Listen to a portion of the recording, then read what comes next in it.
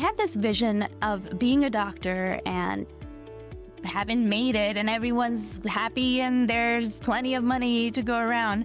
And that simply was not my reality. And I realized that something needed to change. Some of it was my mindset and my expectations. And honestly, when I looked around, it didn't seem like doctors were interested in saving money all that much. But I needed to do that. Like realistically, we needed to get more frugal. So I looked around, I found the Dave Ramsey community, then I found the CUtFI community and the financial independence community, and there's all these people being frugal and really happy about it. Doctors have made it, they got it all together. And we've talked to, in our community, privately, doctors that have gotten it all wrong and they're leveraged to the hilt. They have debt out their eyeballs, they're house poor, life poor, have no gap. They look rich, but they are poor. And it's hard to believe. And it's a problem out there. And it can lead to, for example, the higher suicide rate in doctors. And that's a real issue. And financial freedom can free you from some of the stress that you're under when you're golden handcuffed to a profession. Not having student debt is a huge bonus. So frugal is looking at something's value and determining if that's what value to you, not how much it costs, but how much do I actually value this? Is what its price is that worth it to me, right? And then making a decision on buying something or not buying something based on that versus cheap. Cheap is only going for the lowest price at all costs, right? At all times, just trying to pay as little as possible. Welcome to Catching Up to FI, a podcast on mindset, money, and life for late starters of any age on their journey to financial independence. I'm Bill, and I'm a late starter. I'm Jackie, and I'm also a late starter, and we're your host. We're here to help you on your journey to financial independence, no matter where you're starting. We're going to talk to experts, other late starters, and explore topics related to our mission. Join us as we catch up to FI together. Hello, and welcome back to Catching Up to FI. I'm Bill Yount, my co-host, Jackie Komnikowski. And today we're going to talk about a few articles that we read recently with one of our dear friends, Disha Spath. But first, Jackie, how are you doing today? Bill, I am doing awesome, and I am excited for Disha. She's got so many cool things to talk about, and I just love her refreshing perspective. So we're going to have a lot of fun with her today. Yeah, I mean, we might get into some controversial stuff here, so bear with us. It's me versus two women. We'll see how that works. So let me introduce our guest so that you can understand who she is. By day, Dr. Disha Spath is an internist caring for her patients' physical and mental health. By night, my friend Disha is known as the Frugal Physician. Her patient avatar here is generally the high-income healthcare professional, but I would argue that much of her philosophy and wisdom is applicable to all who seek financial enlightenment and freedom. In her own words, quote, "The Frugal Physician isn't just a platform. It's your compass on the journey to designing your ideal life by empowering you to build financial freedom into your life through value-based spending and wise investing." Disha also hosts the Finding Financial Freedom podcast, where she explores a range of topics from budgeting and investing to debt management and long-term financial planning. She even had me as a guest on her show to discuss how to build wealth after 50 on episode 21. And guess what, guys? She's pursuing her CFP now. Today on the show, we're here to talk about a few articles that we thought our community of late starters would find to be a huge value on your journey to FI. The first will be The Loser's Game by Charles Ellis. The second will be Why is Lifestyle Creep Mostly a Myth? Really? And the third, She makes $550 a year and her husband makes $60. Here's how it affects their relationship. We'll see if we can get through all this, and there's much, much more to talk about today. So Disha, welcome to Catching Up to FI. Thank you so much for having me. I'm so looking forward to this conversation. I'm a big fan of your podcast and all the work that you do, Bill. And I've just been so happy to watch you grow and flower into the finance guru that you are now. Oh, I don't my guru at all. I'm just a megaphone for the problems that late face. And Jackie has joined me on this journey. And I think we're really helping people. So you're right there. It's really gratifying. And as I've said before, the gratitude that I've received from what we've done with this show and our platform in some ways far exceeds the gratitude I've gotten as a physician. So in Agreed. 26 years of practice. So I'm sure you kind of feel the same way Yeah. sometimes. Yeah. I mean, the content mill, and anyone that's done this has probably experienced that it is difficult to keep shows going, make content every week, have that coming at you at all times. But what keeps you going is the people that really are so helped by you, and they reach out and they say thank you, right? And it's humongous and so gratifying, and it makes me want to keep going. That's why I've done this for about 5-6 years now. I can't believe it's been that long. And I hope to keep doing it for a long time just because it is so gratifying. Well, I mean, you have your fingers in many pots. You actually espouse multiple streams of income, and you have this business, you have some real estate, you have 2 incomes. And so maybe we'll talk about that a little bit too. But I think you have 6 or 7 streams of income, and it gives you sort of backstops. One of them goes away. But That's anyway, right. you need to know who the Frugal Physician is. You need to know your origin story. You talked about starting 5 or 6 years ago. Who is that, and why did it start? Okay.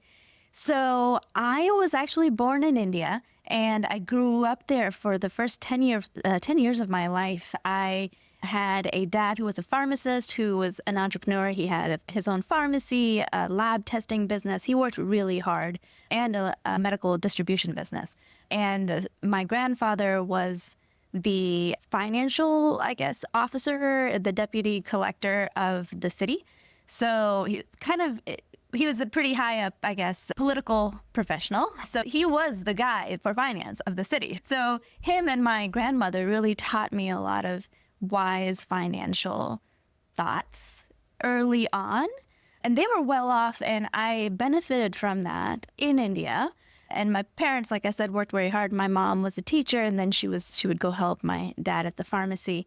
Well, unfortunately, tragedy struck. My dad worked very hard and burned himself out, and ended up committing suicide when I was 10. Trigger alert, I guess I should have said that. So sorry. Thank And you. we dealt with this issue on other shows, and it's thing to hear how often it comes up. It's fine. Thank you for being so transparent. Yeah, we Thank you. appreciate you sharing that. Well, it has really shaped my vision of my own life. And I'm very, very aware of that tendency to overdo it on my own end, too. And I'm very careful I've always been very careful not to burn myself out. And I've been there before. And it's a very fine line to walk, and it's a constant balancing act, right? Which is why I think financial independence and financial fitness is so important for doctors, because it's very easy to get caught up in work, especially when you're highly motivated, and lose sight of self-care, lose sight of taking care of yourself, spending time with your family, taking care of your mental health. So, and I've seen that in my personal life. And so I feel very strongly about self-care and wellness for physicians. And I think financial fitness is a huge part of that, because often we get stuck in jobs that are toxic and can't leave because of our financial situation. So I believe in that multiple streams of income situations to make it a little bit more possible to achieve balance in the professional realm. And so anyway, so going back to my dad passed away, and then my mom was quite ostracized in India because it was a suicide. And in general, it's a pretty stigmatized thing in India. And so my uncle, who is a very successful neurologist, swooped in and had us move to the United States, to America. And we landed in Augusta, Georgia. Jackie, Hey, Augusta, that's my Georgia. home, Augusta, Georgia. Hey, That's sister. Right. And I honestly, I was from a big city. It was a very Indore, Madhya Pradesh is a very big city, akin to probably like a Boston or New York City as far as busyness goes. And when we moved to Augusta, I really felt like we moved to like the wilderness. There are so many trees. and I knew English, but I spoke British English. I went to a British English school, and I really felt like I didn't know the language at all. My mom was a school teacher. Actually, she started off as a lab scientist and then transitioned to being a school teacher. In any case, wasn't making very much at all. We had no assets really to our name. There's no life insurance, obviously, because it was in India, suicides don't get any coverage. And the businesses were passed on to my dad's siblings and what so forth, whatever. We basically had nothing to our name. We were very poor. And we lived off of subsidized lunches and subsidized housing. And I grew up playing basketball in the streets most of the time or reading books. We didn't even have a TV. So it was an interesting life. And in order to kind of get away from the trauma of it all, I was read ferociously. And I was in the library like all the time. And I studied and I did well in school and got a full ride to UGA. And then I went to medical school and my family was my mom pushed me to go into medicine because it was a high paying field. And I took out loans for medical school and I didn't really know what I was doing. I took out the most available every year. And it was not a lot. It was 40,000 or so. But I could have probably taken out a little less because I went to medical school in my hometown. But in any case, I got to be a physician, and here it was like, you're a doctor, you've got your first six-figure job, and this was like the time where I should have made it. After years and years of working hard and delaying gratification, not going out with my friends when I could have, I finally got this job, and I was like, yes, this is it. I've made it. We're going to buy a nice house, and we're going to have a nice life, right? And then, and then reality set in. We did buy a nice house, but then I had to have two kids because this is also happens to be the time where I need to get this done because I'm like late 20s, early 30s. The clock's a ticking. And so I had to take maternity leave.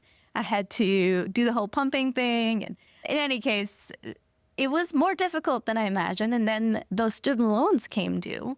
And the student loans felt really, really cumbersome. I mean, my standard payment was $2,700 a month, something like that. Wow.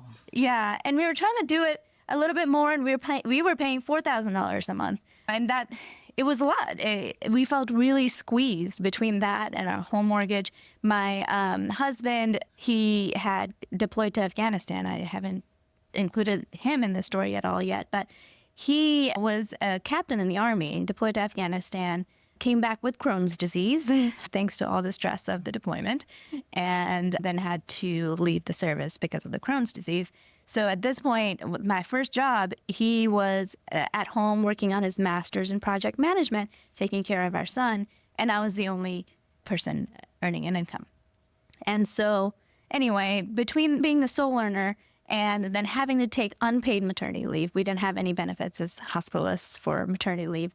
So it was all like save your money. And we had a little bit of short-term disability, but any case, I think it only took like 4 weeks, so it didn't really pay that much. And so, yeah, so it was just tough. And I had this vision of being a doctor and having made it and everyone's happy and there's plenty of money to go around. And that simply was not my reality. And I realized that something needed to change. Some of it was my mindset and my expectations. And honestly, when I looked around, it didn't seem like doctors were interested in saving money all that much. But I needed to do that. Like realistically, we needed to get more frugal.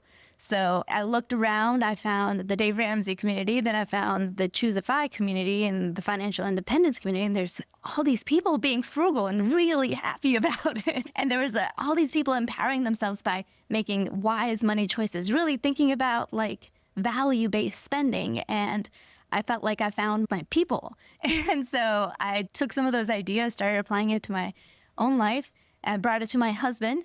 And my husband got on board too, because he was feeling the pinch as well. And then we started making big changes. Like we paid off the cars. We actually wrote down our debts, figured out how much we owed. Then one by one, we started paying them off. So we started with the debt snowball with our cars. And then we paid off the cars. Then we went after my student loan debt.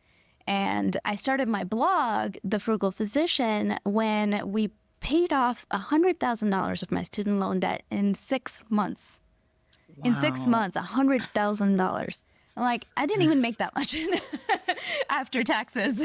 So, Disha, I have a quick question, but how much debt did you have total? So you had $100,000 in student loan debt, and you had the car, and you had all this debt that you were paying off. What was the total amount when you finally looked at it?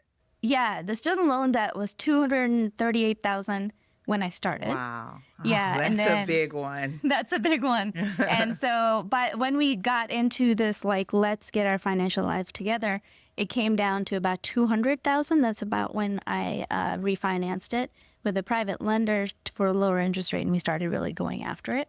And on top of that, we had, so like altogether total, it was around $750,000. So on top of that, so we had 2 cars, and then we had our primary home, which was about $350,000, and then we had a rental property, which was about $150,000, something like that at that point. So yeah, so like total debt was about $750,000. Of course, the rental property was paying for itself, so we kind of left that one alone. But we went after the cars and the student debt first.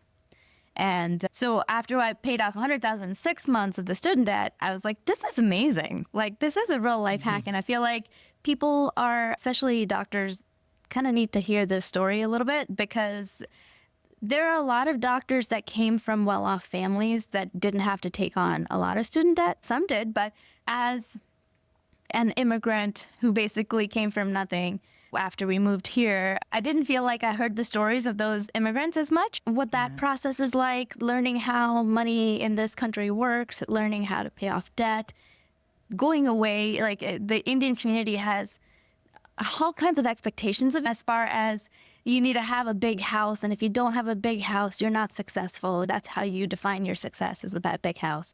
And Indian doctors are supposed to live a certain kind of life. And I just wanted to be that voice of that person being like, I live in a not big house, and I'm a doctor, and I'm doing okay. And it's actually a lot better. It feels a lot better to live below your means, so that you can have freedom to do the things that you want to do and take your time back. And I felt like that was a message that I needed to get out there, and I think it was well received. This show is sponsored by Boomer Benefits, one of the nation's leading family-owned Medicare brokers.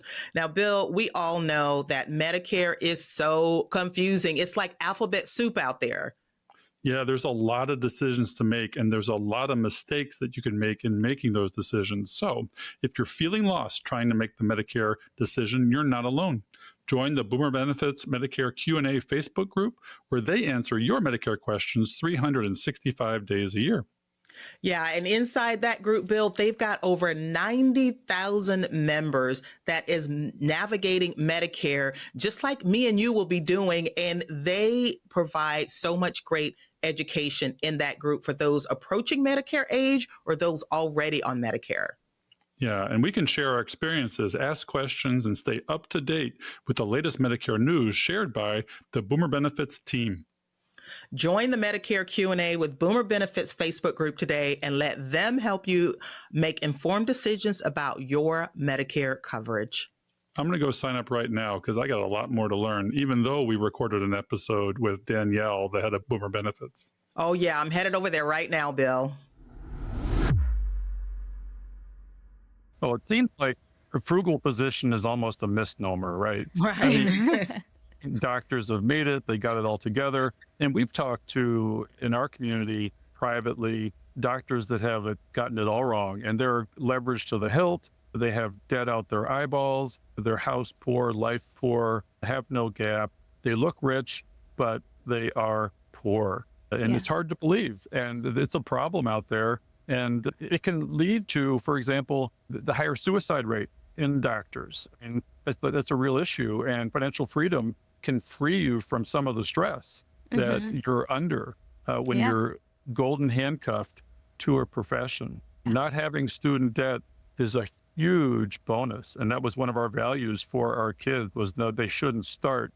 They can start with a net worth of zero as opposed to negative $750,000 or negative $200,000. I mean, poor me, we're a high income professional, but people face this issue of digging themselves into a hole. We hear this so commonly. And did you do a debt-free scream when you got to We were tracking our student loans in a macaroni jar, and so each macaroni was worth $1,000. So we Aw. and then as a family, we would take them out every month as we made a payment and count it down to keep ourselves motivated. So at 17 and a half months of this debt snowball, we paid off the $238,000 of student loans, and we had confetti, and yes, we screamed and then had a big party as a household. You could eat the macaroni? Well, look, Yes. that is a great fun way to pay off your debt. So this is a little takeaway. If you want to try to make it fun, use the macaroni trick that Disha is talking about, because Yeah. it's a tough time. You might as well try to make it fun. And of course, celebrate your wins, and to be able to visually see it Yeah. makes a big difference. But I appreciate you guys saying that, because what I learned, and mostly from Bill, so I appreciate you, Bill, being so open as a physician, because I know a lot of people, including myself, we do look at doctors in a certain way. Oh, they make all this money, they're rich. And you guys opening up and talking about, okay, yeah, we make more money, but we tend to still have more debt, have more things, so it's almost like more money, more problems type of scenario. And doctors are human as well. Their scale is a little bit different. If they do wake up about their debt like you guys did, you at least have a big shovel of an income. You have that skill. So it's kind of an eye opener. So I hope our listeners are kind of just seeing this, that it seems like no matter how much you make, you can always find ways to spend it. That brings up one of the articles we wanted to talk about. Yeah, why don't we get into that? Interesting. Recently, an article was published on of Dollars in Debt, I believe, by Nick Majuli, about why is lifestyle creep mostly a myth. And I was shocked when I heard this, because anecdotally, it seems like it's a massive problem in our society with the hyperconsumption society and living beyond your means. We see all these stories in the media about this. Ramit Sethi talks ad nauseum about this problem. But this article tries to dispel this myth and says we've actually been exaggerating this concern in personal finance. What was your take on this article, Disha? Well, first I'd like to say my mother's maiden name is Sethi, so. Okay. Any relation, Disha? No. I actually met him in an elevator, and he was just like, the frugal physician. He's like totally against my message. We probably wouldn't get along in real life, but because he's all about like not being of scarcity mindset, and the frugal physician generally brings that up. In any case, what I think about lifestyle inflation, I think this article, it's sort of open to interpretation, because I hate to be like a research nerd, but I don't see like any actually quantitative analysis. I just see a scatter plot. I don't see any p-values, Bill. What's going on here? I don't see any confidence intervals. Yeah, well, that's the position thing. But the article, usually we have sort of a snapshot look at this, where this is the problem, it's a single line in time. This is a longitudinal study over approximately 20 years, where people in different income stratas, and it talks about their spending and their increase in spending over time too. And it is time dependent, and it looks at 10-year plots throughout this time. But in reality, it seemed like trying to prove, according to this article, lifestyle creep was not as much of an issue as we thought, because as people increased their income, their spending did not increase to the point where they lost the gap. Now, I think anecdotally for me, it seems like the higher income professionals would have a bigger problem, but that was not the output of the data in this article. It seemed to be the people that only saw increases of less than $25,000 over 10 years or less than $50,000 over 10 years. So I was a little bit shocked that in our society, at least according to the data presented here, that it wasn't a problem, because my experience in my own life and in the lives of some of the people I know, it is absolutely not the case. There's the big house, the big cars, and we talk about this all the time, the big travel and the going out to eat, and people lose the gap. And maybe we see this in the media because it's sensational, but in reality, in real America, maybe it's not an issue, but I just don't feel that it's true. But the data otherwise. Yeah, no, I don't want to knock on the article. No, it's a good one. But what the graph shows is you have income change over 10 years on the x-axis and spending change over 10 years on the y-axis. And they took I forget how many people were in this article, but it was a good amount. And it displays as a scatter plot where they were.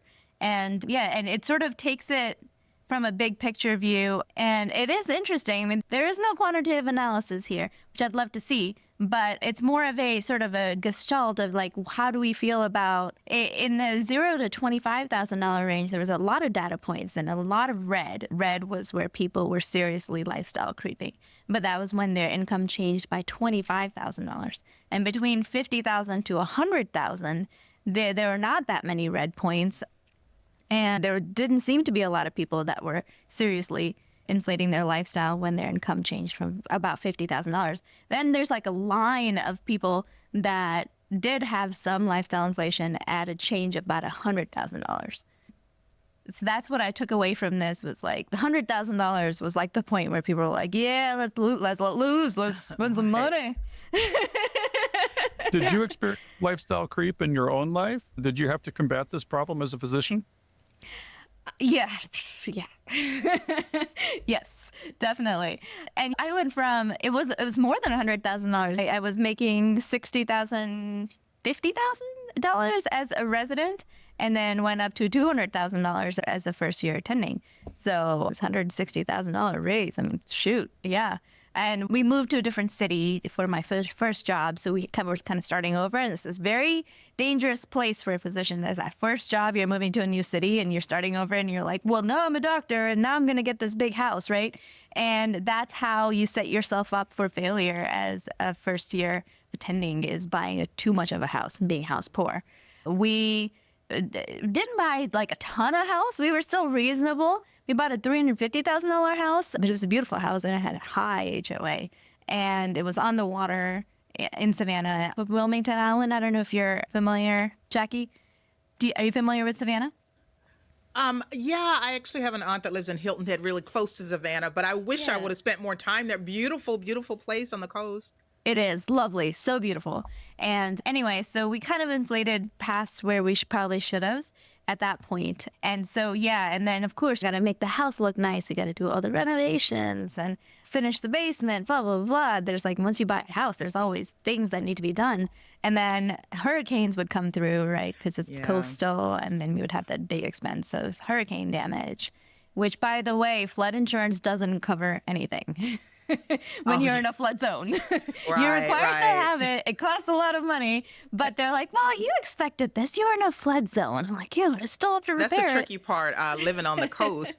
Well, I mean, and I wonder if this article, I don't think this article really got into it, but I wonder if people that are significantly making a jump in income, like you was over $100,000 difference, does that make a difference in lifestyle creep? It looks so much bigger that you just underestimate how big it is or how much you can really cover with this higher income, because you're paying more taxes. Is that factored in? Yeah. And it looks like the article, I just looked at it again, but the data came from the panel study of income dynamics. And it was from 1999 to 2021, where they followed these households over time. So we will link to this in the show notes. But to me, more than anything, it was just kind of a great little topic of discussion to kind of say, is it that big a deal? And like, did I experience that? And is there any kind of theme of the type of people it might impact? But it seems to not be quite as big as we thought. But I feel like we all do it just a little bit. I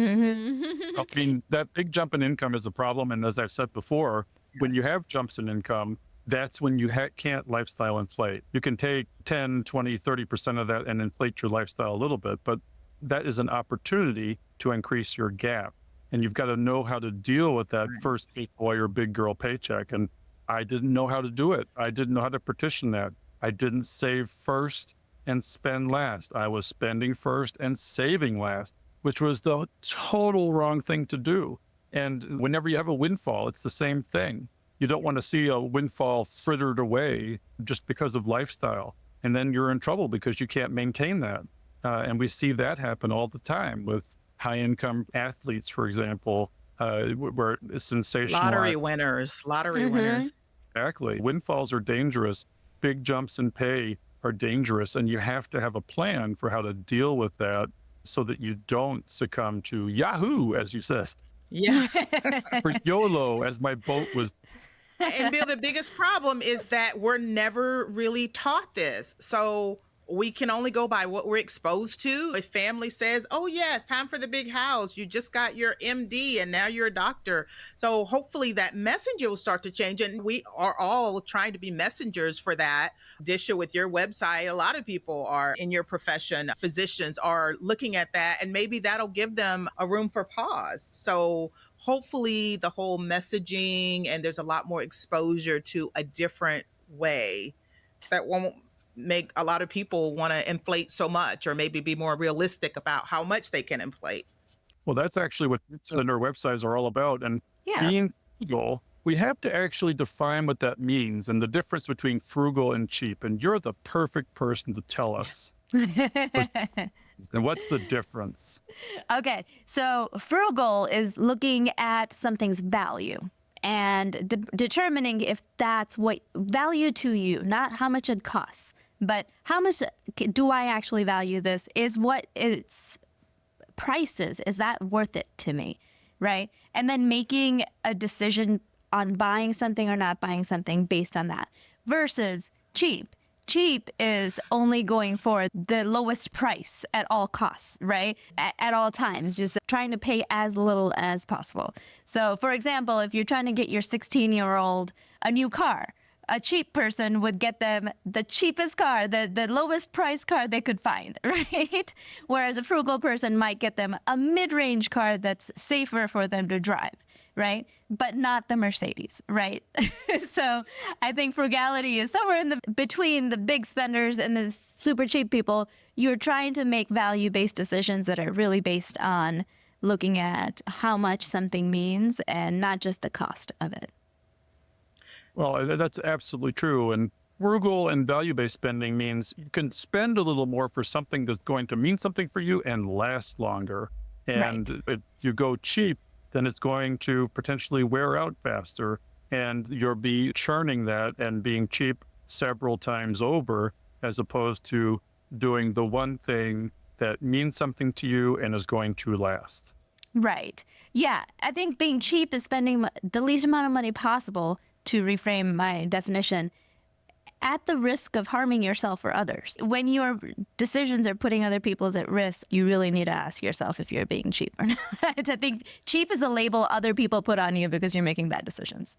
Well, I have a relative that lets us pay for dinner every time. And I'm like, you know what? Why can't you pay your part? I'm the doctor in the relationship, but you know what? You can help out with this dinner. Oh my goodness. Bill, I didn't know you had that issue too. I have that issue as well. Do And you I'm really? I'm not even a doctor, but they're looking at me when the check comes. Oh boy. That's one pro of labeling yourself the frugal physician, because people don't look at me that way. Oh, there you go. Well, I mean, your message is really important, as I mentioned in the intro, not just for physicians or high-income professionals, but really for our community at large, because I didn't grow up frugal. And I did not learn frugal early in my life where it would have made a difference as far as compounding the gap.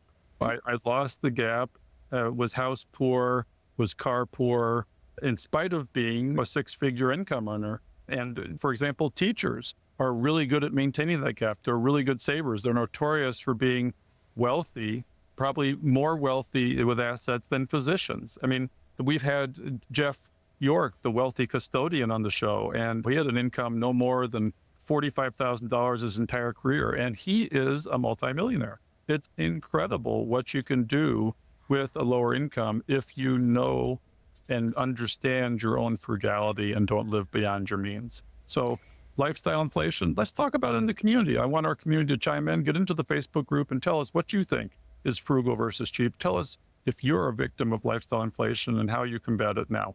Let's move on, Jackie, to our second article. And this article comes from the fact that Disha is a tennis player. Now, how do you think tennis has anything to do with finance? Well, in his article, The Loser's Game by Charles D. Ellis, who wrote a book on how to win the loser's game as well, and this goes way back to 1994 and 1995. He talks about winners versus losers games. And in regards to institutional finance and personal investor finance. And the thesis of the article, and I'll go through, then we'll get into the tennis analogy, is there's a belief that active managers can beat the market based on two assumptions. Liquidity offered in the stock market is an advantage, and two, institutional investing or active investing, big game investing, is a winner's game. The unhappy thesis of this article can be briefly stated. Owing to important changes in the past 10 years, and remember this was back in 1994, these basic assumptions are no longer true. On the contrary, market liquidity is a liability rather than an asset, and institutional investors will, over the long term, underperform the market because money management has become a loser's game. Now, Disha, you've read this article. Explain to us the difference between a winner's and a loser's game, please. Yeah, so this author makes the analogy between active managers and tennis players. He says there are two types of tennis. There's a professional tennis player. The professional tennis players are actually winning points. They're playing a winner's game where they are actively hitting shots and consistent enough to hit them and then find the winning shot and make a winning shot. They're actively beating their opponent by making shots that their opponent cannot get to. Whereas amateur tennis players is the other type of tennis where amateur tennis players are generally beating themselves. They're playing a loser's game in that amateur players lose points, and the one that loses less points is the winner. Most of the time, amateur players are making mistakes and beating themselves. And that's what he's saying about the stock market, that it's actually a loser's game. We think it's a winner's game. We want to think that if you outperform other people in the market or other players in the market and you hit awesome winners down the line, that you're going to win that game. But more often than not, it is more like an amateur tennis match where the person, generally, people will be hitting back and forth. One person will try to go for a really low percentage shot down the line on a shot they should not really be taking, but they're trying to win the point. And in that process, they actually lose because they lose the point, they hit into the net, and they do this over and over again. Yes, they might get a good winner once in a while, but most of the time, overall in that game, they're losing more points than they're winning, and they end up losing the match. This was me when I started playing tennis. I love playing an aggressive game. However, I have learned over time that hitting cross court at the person, because there's more space on that instead of down the line, is a safer shot. And you just keep doing that until they give you the opportunity to hit a winner, or they mess up themselves, which is more common. And you just wait for, I have a dampener on my racket that says, wait for them to F it up. So you just keep hitting the balls. This speaks against active managers. And there's a SPIVA study, right, Jackie? Tell us about what that is and what it tells us. The SPIVA study? Yeah. Yeah, so we will link it into the show notes, but it's just basically saying, and there's some modern day examples of it as well. It shows each year, I think it goes back to 2001, where it's showing how many actively managed funds have outperformed or have not performed as well as the S&P 500. And in most years, it's between 45 and 80% do not beat the S&P 500. And one of the modern day challenges that I recall is Warren Buffett, when he threw out the challenge in 2008, he said, hey, any active hedge fund managers that think they can beat the S&P 500, I will make this bet with you. And the winner would have to make a very large donation to a charity. And only, I think, 3 hedge fund managers took it. And it was so funny because they did not win. Warren Buffett was right. After 10 years, it just proved that the S&P 500 outperformed nearly all of the actively managed funds.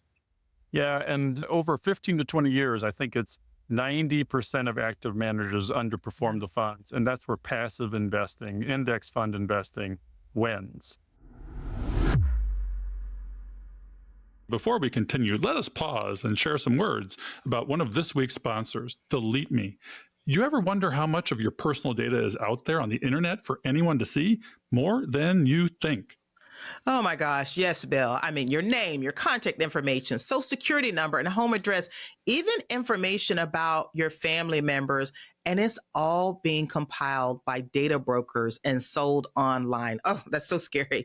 But data brokers make a profit off of your data. Your data is a commodity, and anyone on the web can buy your private details. Yeah, Jackie, I had my ID stolen, and that's why I now use Delete Me.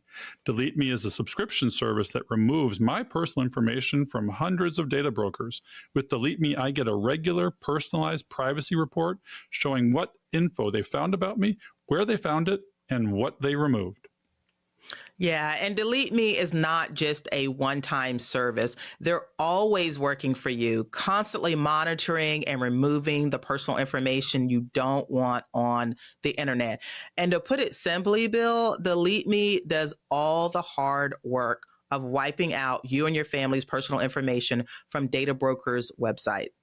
Yeah, Jackie, I am so grateful to this product because I now feel safer knowing that people aren't selling my information and they're not going to be able to impersonate me. Yeah, what peace of mind, right? All right, so take control of your data and keep your private life private by signing up for Delete Me. Now at a special discount for our listeners, go to joindeleteme.com/catching up. That's joindeleteme.com/catching up. Hey, guess what, guys? Podcasting is not a perfect science. No. We ran into technical difficulties. Disha lost power. So we've moved to using your cell phone to talk to us. We've lost her image, but we still got her voice. So let's continue with the show. The show must always go on, right, Jackie and Disha? Yeah, it must go on, and not to linger, not to throw out another tennis analogy, but she's a champ. So she got right onto her phone and she's like, we're going to get this done. So thank you, Disha, for hanging in there. Oh my God, I'm so sorry. Yeah, we have a thunderstorm coming through and we just lost power and it's not showing any signs of recovery at the moment. So I've got my candle lights here and we're going to keep going. So let's do it. Okay. All right. Well, our third article is about income disparity. And we're going to talk about two different kinds of income disparity. One sort of in couples or partnerships, and one that income disparity we hear a lot about in the press, women to men. So there's an article that was generated by Ramit Sethi where he says she makes $550K a year. Her husband makes $60K a year. How does it affect their relationship? Now, I think this is a challenging problem, right, Disha? Mm-hmm. Yeah, I mean, as much as we all want to be progressive and say that that's not an issue, and in my household, we certainly try to do that, but there are challenges when one person makes a lot more, and especially I think when the woman makes a lot more than the man. First of all, income is tied to work. So if someone's making that much, they're working a lot. And the woman, unfortunately, due to societal or whatever, we have the expectations that we've grown up with is that the woman also takes care of a lot of the household needs, a lot of the planning, a lot of just the juggling back and forth with the kids. And then, of course, women also need to have the kids and carry the babies, get pregnant, give birth, and then maybe breastfeed even. And unfortunately, that's not a duty that we can easily pass off to anyone else. So I think the challenges of being in a family where there's a huge income disparity, especially when it's a woman making more, are real. And I really found this article interesting because it highlighted that if at first they were kind of saying that it was the income disparity itself that was causing the problem, but they got to the heart of it, that it wasn't really that they were resentful that the partner didn't make more. It was more that they didn't share in the household responsibilities as much. And that's really what they needed from them, and that they needed to stop being their spouse's mom. And I think that is, it's kind of it's a very Ramit Sethi message, of course, and he's one of the few that has the gumption to say it, but it's true. I've been in this situation before as during my first job, when I was pregnant and having babies, I was also the only earner. My husband was going to school. And I was telling you guys the story of when I was in the hospital, I was working a night shift. I was the only doctor on call for emergencies in the hospital. I was pumping, and a code blue gets called, which is when someone's heart stops and the on-call has to run up and administer CPR and try to revive the patient. And so I'm in the middle of pumping. Tough to stop that process, but I'm like running down the hallway with the pumping tubes coming out of my shirt. This was before the cuffs that go into the bra that you can hide easier. And I'm running and I run the code. We get the patient back. And then I get a call. It was, I guess, kind of late at night. It was in the middle of the night. I get a call from my husband asking me what was for dinner as I'm walking back. And I was just like, I lost it. I was like, what are you talking about? Like, I'm at work. You open the fridge, figure out what's for dinner. Like, stop calling me about that. And so we had some frank words about the process of him being at home and me being at work. And later we had a nice conversation about setting boundaries and dividing responsibilities. I think that's an important conversation to have in a situation like that, where one person may be working more and making more that the other spouse contribute in other ways that are also very valuable, like managing the household.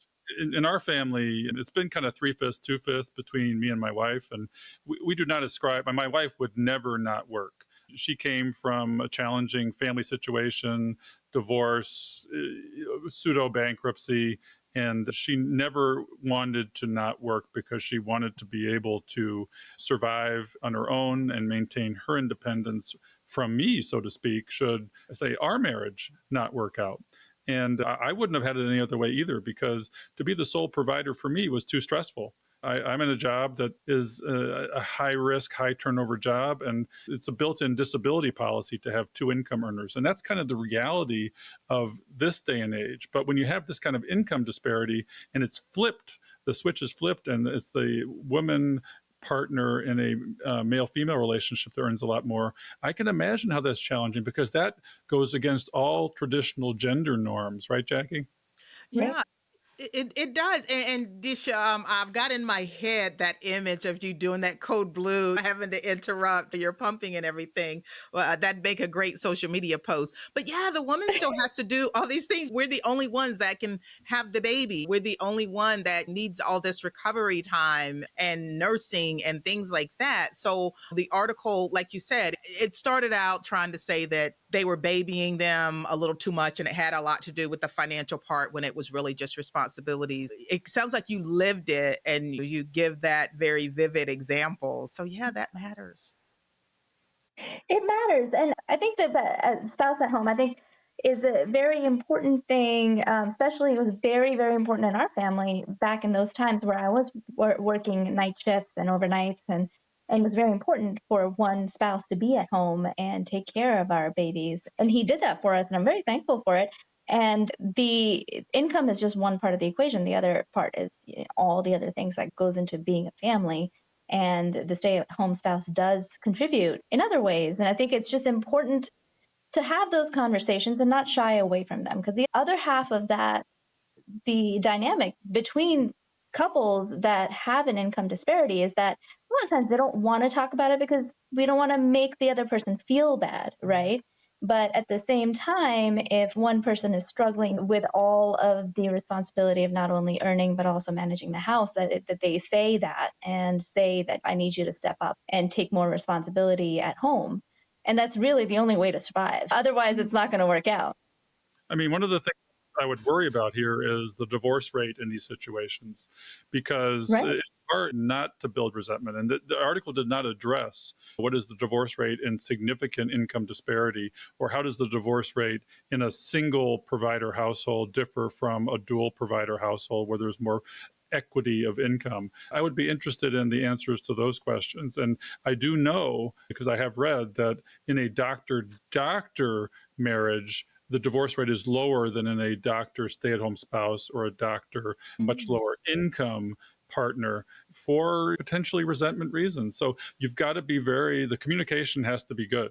And you've got to acknowledge that this is the way it is. The guy that earned $60,000 a year was a musician, and that is the way it is. I think the spouse wanted him to hustle a little more and to potentially try and increase his income and not just sit back and enjoy the fact that they are a high income couple. So there are issues here, and the issues also extend, and Disha, you're sort of a hobbyist expert in the fact that there's still a persistent income disparity between women and men. Can you address that issue for us a little bit? Yeah, it's the wage gap, the gender wage gap has unfortunately been an issue in our society and has not gotten better over the last few decades, despite the fact that a lot of people tend to point it out. Unfortunately, we haven't made much progress. And even in medicine, doctors, women physicians are paid less than male physicians. Now, you could argue at what the number is. Some people say 2%, 3%, some people say 20%. There was a recent Medscape survey that said women earn 20% less than men in medicine in the same field and with the same amount of experience. I think the degree to which you acknowledge that gap is different, but it's definitely there. There are many factors that play into this, of course. Again, there is the fact that we do have the biological responsibility generally to have kids, and women physicians often put off having kids, and then they need to do IVF, which is also very expensive. Then once you have the kids, then you have to take care of them. And part of that process, a lot of women physicians end up cutting back their hours in order to be there more for their families. Often, though, that does not result in decreased responsibility. They're often working on the times they're not supposed to be working because you still need to take care of patients. So I think the gender wage gap continues to be an issue. There's a recent article by Dr. Aurora et al. That said that women make $2 million less in their lifetime than males do in medicine. So this is women physicians and specifically. And so that huge gap, you have not only the wage gap, but then you also have the fact that women tend to carry more student debt. Women in this country carry 2/3, I think, of the student debt as compared to men. And part of that reason is we're making less per hour than males, even when we do work. And so not only do we have a wage disparity, we have a debt disparity, then we also have the fact that women are generally not as open to learning about finance and managing their own finances. And so we're, again, disadvantaged in that way. Now, I don't want to act like we are the victim here, though, because it's very easy to get into like sounding like a victim. But unfortunately, it is the way that it is. Women are also, though, very good at saving money, very good at being frugal, very good at finding deals. So when we do get into money, it has been also shown that women are better investors than men because we tend to be not as overconfident, right? And we tend to be more conservative in our asset allocation. And so when we do get into money, I think we can do well. And I think that's why talking about this and empowering women with financial knowledge is so important. Well, this is actually speaks back to the winners and the losers game. Yeah. Exactly. Men tend to want to play the winners game, and women are better at playing the losers game because they see the benefits and they don't mind taking the average return and aren't trying to hit the shot down the line as much. Yeah. And Disha, I'm curious about what tips you might have, because I've heard you speak passionately about this and sharing some ideas of what women might be able to do to sort of catch up, if you will, or to advocate for themselves to help with this wage gap. And it's on every level. It's not just low income earners. It's not just mid income earners, not just high income earners. It spans the gamut. So what tips do you have that might be helpful to other women? I think it starts with contract negotiation and talking to people and networking and making sure you have all the information. So when you get that first contract offer, don't assume that that's the best they can do, that's what they're giving everyone else. I recently had a lawyer on my podcast from Resolve who told me that he got a contract to review for a woman physician, and they had accidentally left in the header of the contract female physician contract. So they specifically had a female physician contract and a male physician contract. Wow. They were different. That is incredible. Oh my goodness. Yeah, and a real life story like this happens. So it's important to talk to other people. Hire an attorney to do the research, market research for you, provide you with the numbers, and make sure that you are getting a fair contract, right? And there are a lot of efforts now for wage transparency. There's several communities gathering data, Medscape being one, that are trying to make it more equitable.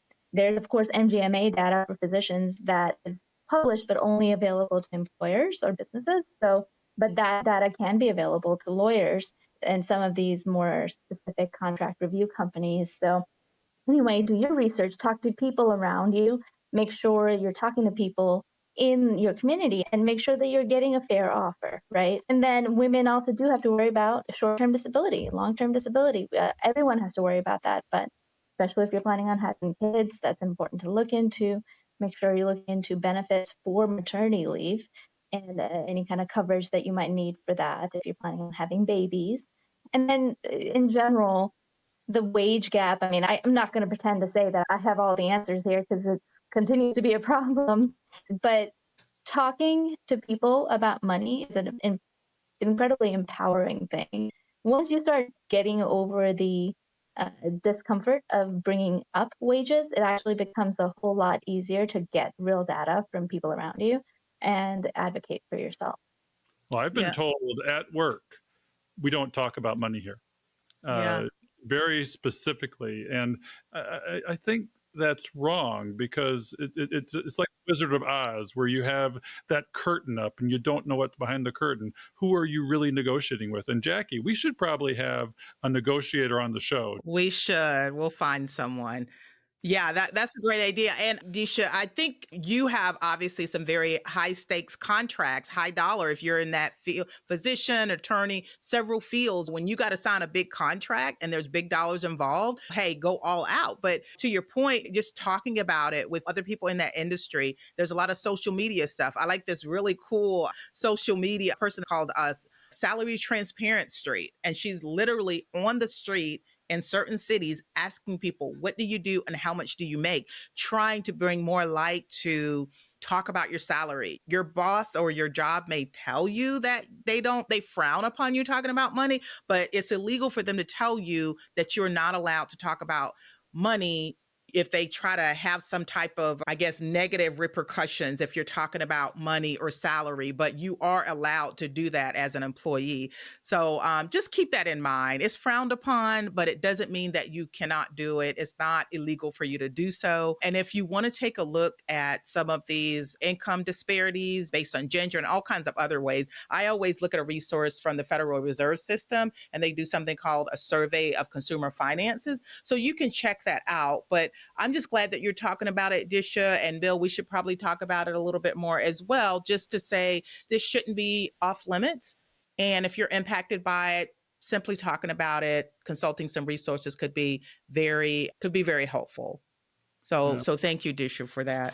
Yeah, we've talked about a lot of topics today, and we got to remember who we're talking to here, Disha, at the end. And we are late starters. You weren't a late starter. You have 6 streams of income. You're getting it all right, but maybe you would have thought you're a little bit of a late starter because of your debt story, but you caught up quickly, as we all know, and you're well on the way. You may be well on the way to retiring early, but we as late starters aren't necessarily. I'm having to work probably towards traditional retirement age at 62, 63 because of my late start.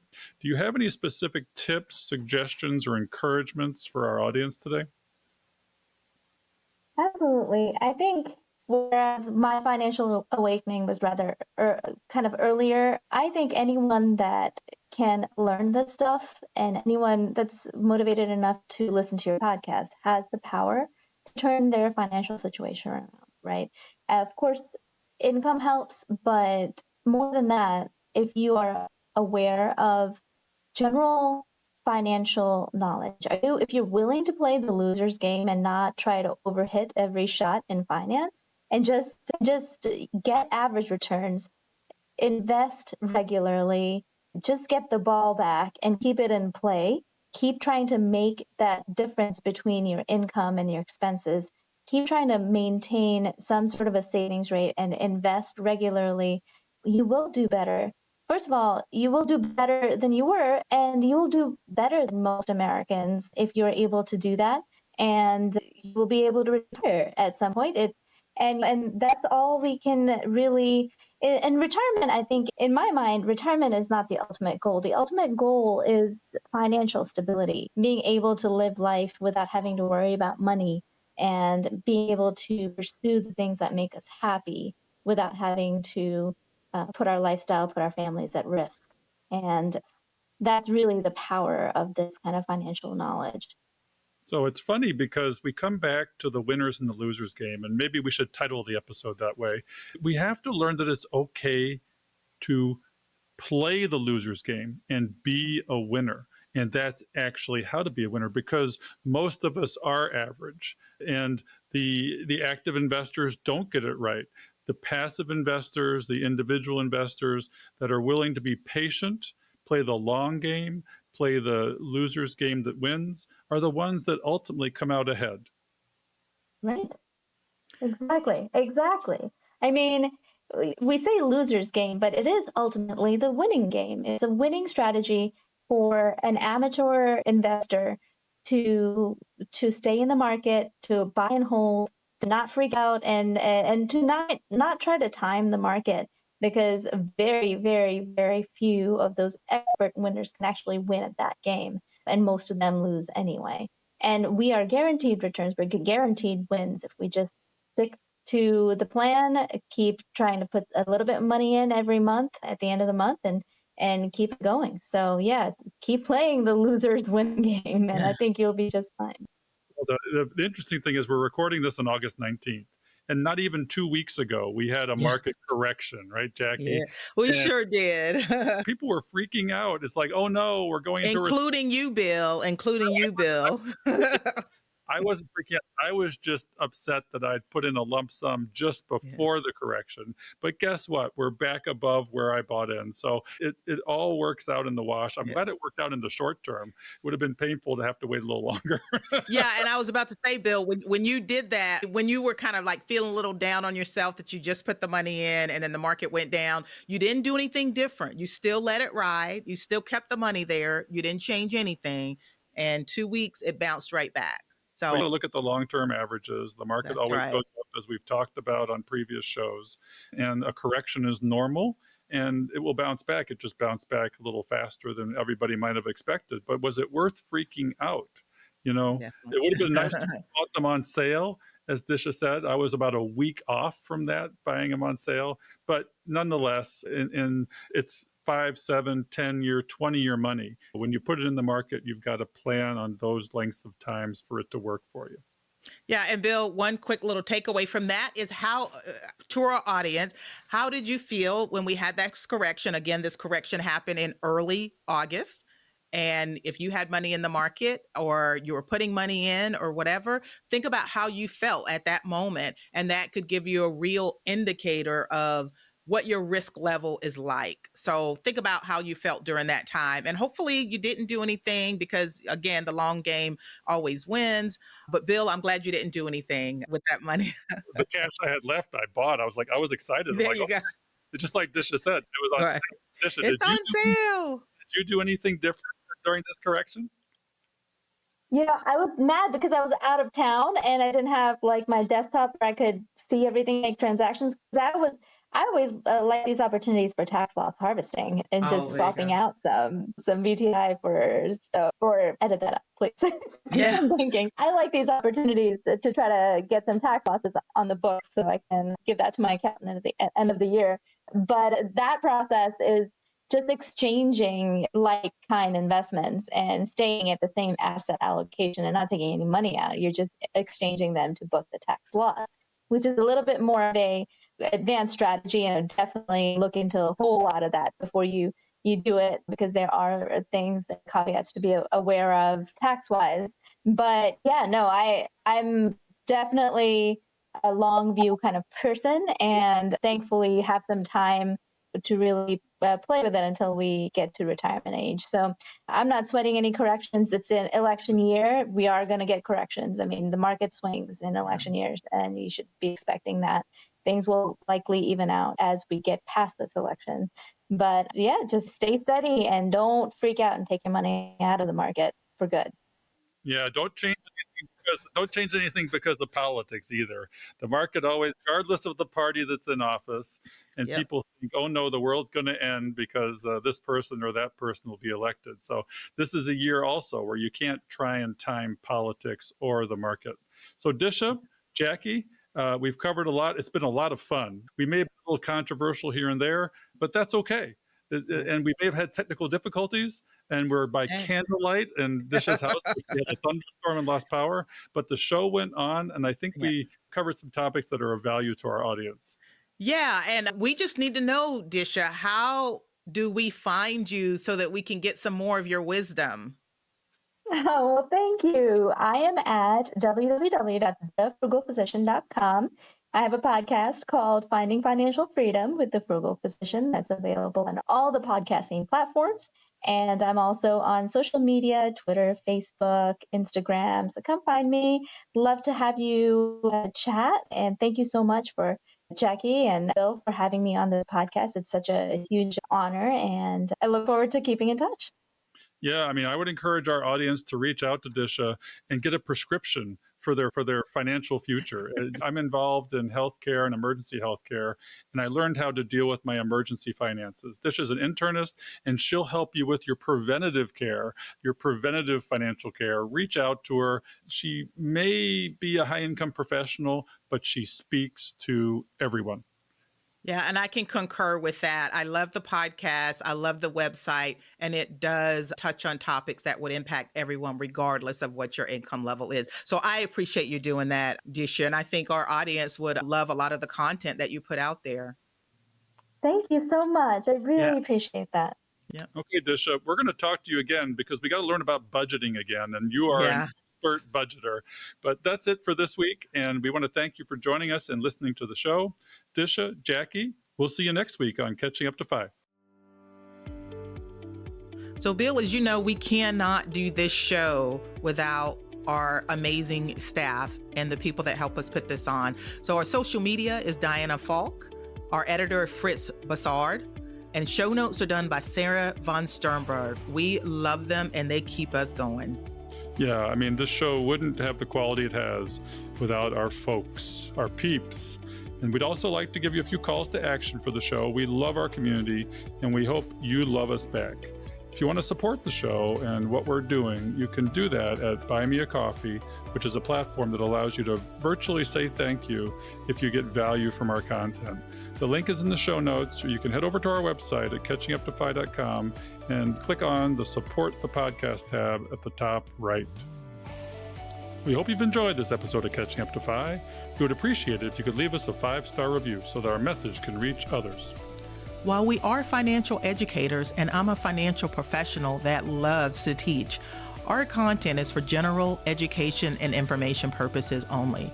We are not providing financial, legal, or tax advice. Always do your own research or consult a professional before making important decisions. We'll see you next time on Catching Up to 5.